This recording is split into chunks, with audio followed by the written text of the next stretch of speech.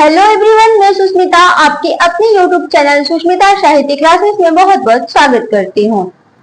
आज की वीडियो में हम छायावाद की विशेषताएं पढ़ेंगे। इसके पहले की वीडियो में मैंने छायावाद शब्द का प्रयोग छायावाद के प्रवर्तक एवं प्रस्तोता एवं महत्वपूर्ण कथन पढ़ाए थे छायावाद के संदर्भ में। आज की वीडियो में हम छायावाद की विशेषताएं पढ़ेंगे। तो अगर आपने कल की वीडियो नहीं देखी तो डिस्क्रिप्शन में मैं उसका लिंक दे दूंगी, आप उस वीडियो को भी जाके जरूर देखें। आप सबके लिए अगर आपके सिलेबस में छायावाद है, छायावाद को पढ़ना है, तो ये दोनों वीडियोस आपके लिए बहुत ज्यादा महत्वपूर्ण सिद्ध होंगी छायावाद को समझने के लिए। तो आपसे अनुरोध है कि वीडियो को पूरा देखें, साथ ही साथ वीडियो को लाइक करें। कमेंट सेक्शन में हमें जरूर बताएं कि मेरी वीडियोस आपको कैसी लगती हैं। साथ ही साथ कोई क्वेश्चन हो, कोई क्वेरी हो या मुझे कुछ सुझाव देना चाहते हो तो भी कमेंट सेक्शन में हमें जरूर बताएं। चैनल को सब्सक्राइब जरूर करें।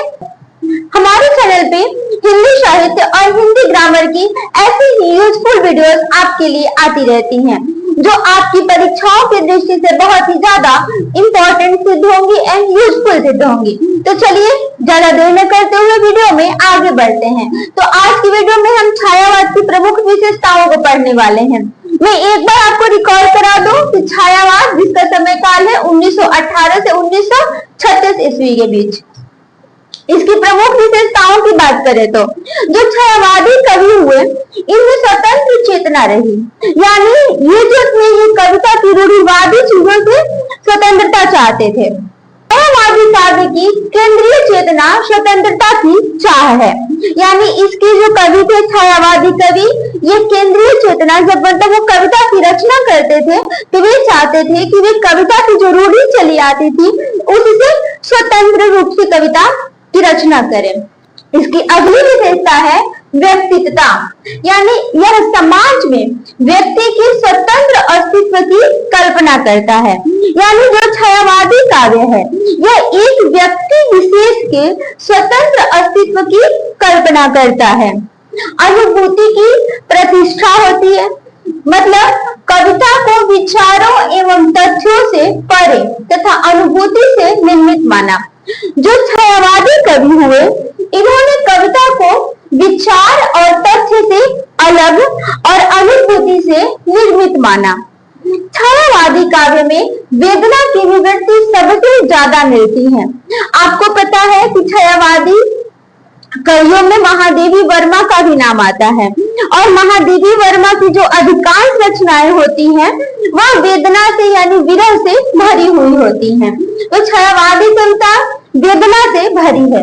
यहाँ पे मैंने महादेवी का एक कविता की कुछ पंक्तियां रखी है, आप इसे देख सकते हैं कि मिलन का नाम मत लो, मैं विरह में चीर हूं। ये महादेवी वर्मा की पंक्तियां हैं, और महादेवी वर्मा छायावादी कवि ही हैं। छायावादी जो कविताएं हुई उसमें प्रेमानुभूति ही सबसे अधिक रही। यहाँ पे जो यहाँ का जो प्रेम है यह प्रकृति से है, व्यक्ति से है, और यहाँ तक कि भगवान से भी है। तो जो छायावादी प्रेम है वह अशरीरी है, योगवादी नहीं है। छायावादी काव्य में सौंदर्य चेतना की प्रकाष्ठा रही। इस छायावादी कवियों की सौंदर्य चेतना अत्यधिक उदार है, यानी जो छायावादी कवि है ये स्वतंत्र सौंदर्यता की यानी खूबसूरती की सबसे अधिक बात करते हैं। यानी इसमें जो इसकी कविताएं है, ये छायावाद की जो कविताएं हैं इसमें अलंकारों का सबसे सर्वाधिक प्रयोग मिलता है। प्रकृति का चित्रण भी छायावादी काव्यों में देखने के लिए मिलता है। इसके अलावा छायावादी काव्य में राष्ट्रीय स्वर भी सुनाई देता है, राष्ट्रीय स्वर भी दिखाई देता है, यानी राष्ट्रीयता से देश प्रेम की भी कविताओं की रचना होती है छायावादी काव्य में। जो छायावादी कविताओं का काव्य रूप था, तो इसकी बात करें तो इस काव्य धारा के अंतर्गत गीत की, प्रगीत और लंबी कविता तथा महाकाव्य आदि काव्य रूपों की रचना हुई। छायावाद के युग में जो काव्य रूप रहे वह गीत भी रहे, प्रगीत भी रहे, लंबी कविताओं की भी रचना हुई, इसके अलावा महाकाव्यों की भी रचना हुई। तो ये काव्य रूप रहे छायावाद के। छायावाद की भाषा एवं शिल्प की बात करें तो यहाँ की जो भाषा रही, छायावाद की जो भाषा रही वह संस्कृत गर्भित रही श्रेष्ठ रही, यानी जो इसकी ज्यादातर जो इसकी भाषाएं रही वो संस्कृत से मिलती जुलती रही और अलंकारों का सर्वाधिक प्रयोग हुआ।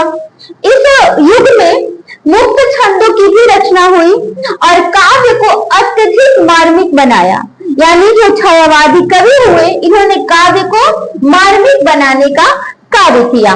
तो ये थी छायावाद की प्रमुख विशेषताएं। अगली वीडियो में हम छायावाद के प्रमुख कवि, उनका समयकाल और उनकी रचनाओं को पढ़ेंगे। तो अगर वीडियो अच्छी लगी हो तो इसे लाइक जरूर करें, चैनल पर नए हैं तो सब्सक्राइब करना ना भूलें। कमेंट सेक्शन में हमें जरूर बताएं अगर हमारे लिए कोई सुझाव हो या आपको कोई क्वेरी हो तो मिलते हैं जल्दी नई वीडियो के साथ। Thanks for watching.